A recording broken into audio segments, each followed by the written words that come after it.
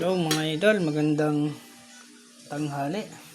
Ayan mga idol, at tayo ay kakain. Ito nga pala yung ating ulam. Ayan, munggo mga idol.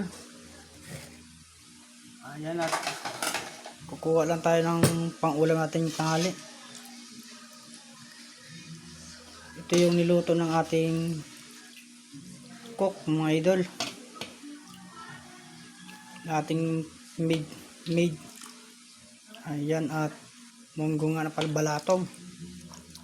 Masarap din to mga idol, mga gantong luto. Ito yung gusto ko rin luto sa ano. Ayan. At saka meron din tayong ulam natin kaninang umaga. Ayan, yung mga sobra niya, hindi naubos. Itlog ulit, saka yung ating pampalasa, tuyo na naman. Yung tuyo talaga mga idol ay hindi nawawala sa atin yan. Kasi yun ang pampalasa sa ulam natin.